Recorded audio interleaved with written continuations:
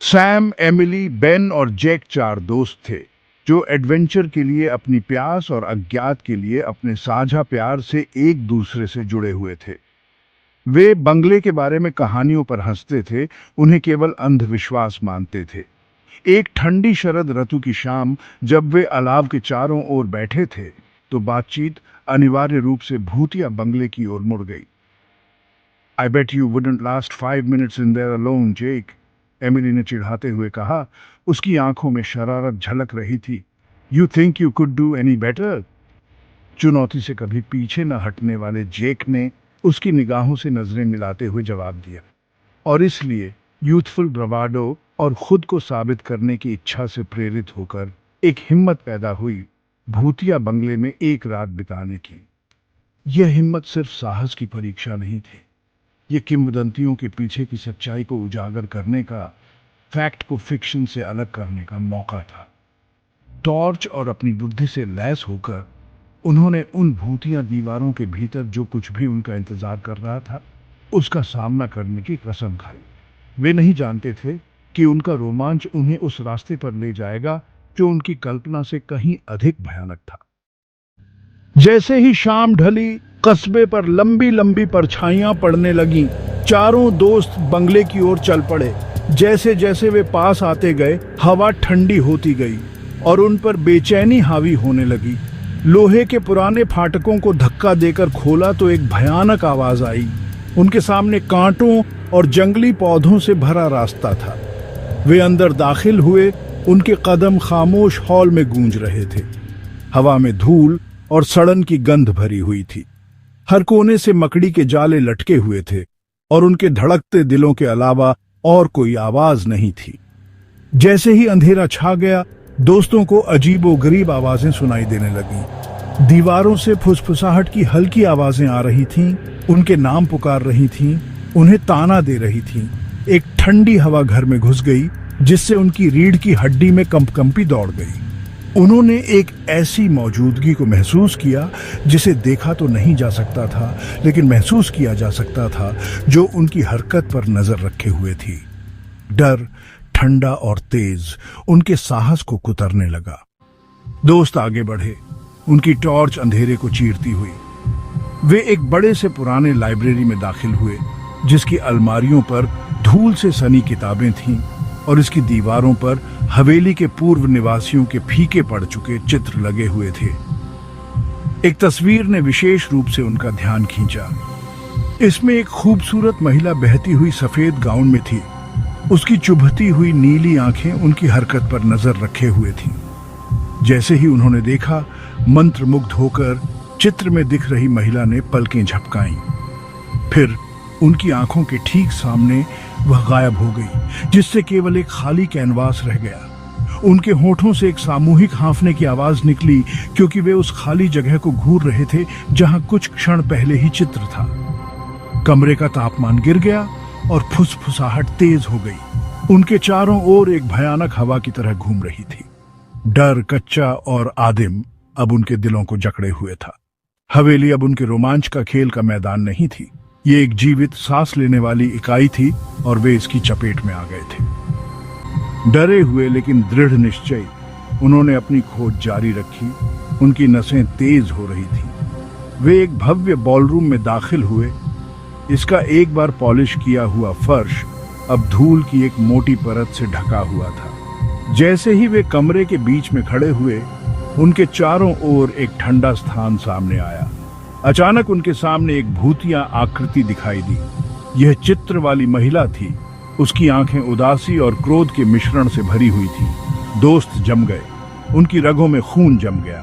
भूतिया साया उनकी ओर तैरता हुआ आया। उसकी आवाज एक दर्दनाक फुसफुसाहट थी जो कब्र के पार से आती हुई प्रतीत हो रही थी। लीव दिस प्लेस, उसने फुसफुसाते हुए कहा। उसकी आवाज खामोश बॉलरूम में गूंज रही थी। Leave while you still can. खौफ ने उनके पैरों को गति दी। उन्हें 2 बार बताने की जरूरत नहीं थी। मुड़कर वे भूतिया आकृति से भागे। उनकी चीखें हवेली के उजाड़ हॉल में गूंज रही थीं। हवेली अब रहस्य की जगह नहीं थी। यह एक तामसिक आत्मा द्वारा प्रेतवाधित जेल थी और वे इसके अनिच्छुक बंदी थे। वे एक टेपेस्ट्री के पीछे छिपे एक दरवाजे पर ठोकर मार गए। दरवाजा खोलने से पहले उन्होंने घबराहट भरी नजरों का आदान प्रदान किया, जिससे एक अंधेरा और संकरा रास्ता दिखाई दिया, और कहीं जाने की जगह न देखकर वे सावधानी से रास्ते में घुस गए। उनके दिल उनकी छाती में तेज हो रहे थे। रास्ता घिसा पिटा और नम था। फफूंदी की गंध से हवा भारी थी। वे इसके मोड़ और मोड़ का पीछा करते रहे। उनकी टॉर्च दीवारों पर भयानक परछाई डाल रही थी। जैसे ही वे हवेली के आंतरिक भाग में आगे बढ़े, उन्होंने एक गुप्त कमरा खोज निकाला। कमरा छोटा था और कुछ ही फर्नीचर के साथ, जिसमें केवल एक लकड़ी का डेस्क और एक कुर्सी थी। लेकिन जिस चीज ने उनकी रीढ़ की हड्डी में कंपकंपी पैदा कर दी, वह थी डेस्क पर खुली पड़ी एक बड़ी चमड़े की जिल्द वाली किताब। जैसे ही वे डेस्क के पास पहुंचे, उन्हें एक झटके के साथ एहसास हुआ कि किताब में एक डायरी है, जिसके पीले पन्ने फीकी स्याही से भरे हुए हैं। यह चित्र में दिख रही महिला की डायरी थी। कांपते हाथों से उन्होंने डायरी पढ़ना शुरू कर दिया। हर पन्ने ने हवेली के दुखद अतीत के एक टुकड़े का खुलासा किया। प्यार, विश्वासघात और अंततः हत्या की कहानी। उन्होंने सीखा कि चित्र में दिख रही महिला का नाम एलेनोर था, और वह एक ऐसे व्यक्ति के प्यार में पागल थी जिसने उसका दिल तोड़ा था, और अंततः हवेली की दीवारों के भीतर उसकी मृत्यु हो गई थी। जैसे जैसे वे एलेनोर की कहानी में उतरते गए, उन्होंने महसूस किया कि उसकी आत्मा बेचैन है, जो उसे गलत करने वालों से बदला लेना चाहती है। उन्होंने यह भी पाया कि उसकी आत्मा हवेली से बंधी हुई थी। जब तक उसकी मौत का सच सामने नहीं आ जाता, तब तक उसे शांति नहीं मिल सकती थी। वे जानते थे कि वे वास्तव में भयावह चीज पर ठोकर मार चुके हैं, एक ऐसा रहस्य जो पीढ़ियों से चला आ रहा था और एक गहरी अनकही बुराई में निहित था। वे अब केवल क्रेस्टफॉल मैनर के अड्डा के गवाह नहीं थे, वे एक सदी पुरानी त्रासदी में भागीदार थे। डायरी में हवेली के अंदर एक छिपे हुए कक्ष का पता चला, एक गुप्त कमरा जहां एलेनोर की असामयिक मृत्यु हुई थी। इस नई जानकारी से लैस होकर वे गुप्त रास्ते से वापस भागे, कक्ष को खोजने और सच्चाई को उजागर करने के लिए बेताब। एक अनंत काल की तरह लगने के बाद उन्होंने इसे पाया। दरवाजा अंदर बुला रहा हो जैसे चरमरा गया। कमरा अंधेरा और घुटन वाला था। सड़न की दुर्गंध से हवा भारी थी। जैसे ही उनकी आंखों को अंधेरे की आदत हुई, उन्होंने कोने में दबी हुई एक बड़ी लकड़ी की छाती की रूपरेखा बनाई। रोकी हुई सांसों के साथ उन्होंने भारी ढक्कन को उठा लिया। उनके दिल डर और प्रत्याशा के मिश्रण से तेज हो रहे थे। और फिर उन्होंने उसे देखा। एक ही कंकाल का हाथ एक धूमिल चांदी के लॉकेट को पकड़े हुए सड़ते हुए मखमली कपड़े के ढेर के ऊपर टिका हुआ था। लॉकेट ईवी आद्याक्षरों के साथ उकेरा गया उनकी आशंकाओं की पुष्टि करता है। उन्हें एलेनोर की हत्या के सबूत मिल गए थे। जैसे ही वे लॉकेट के लिए पहुंचे, कमरा अचानक अंधेरे में डूब गया। हवा में खून जमा देने वाली चीख गूंज उठी। इसके बाद कक्ष में गूंजते हुए भारी कदमों की आवाज आई। घबराए हुए वे अपनी टॉर्च के लिए इधर उधर भटकने लगे। उनकी किरणें दीवारों पर नाच रही थीं, क्योंकि वे हताश होकर शोर के स्रोत की तलाश कर रहे थे। फिर उन्होंने उसे देखा। एलेनोर की भूतिया आकृति पहले से कहीं अधिक ठोस और खतरनाक द्वार पर खड़ी थी। उसकी आंखें ठंडी अलौकिक रोष से जल रही थीं। "You should have heeded my warning," उसने फुसफुसाते हुए कहा। उसकी आवाज जहर से लथपथ थी।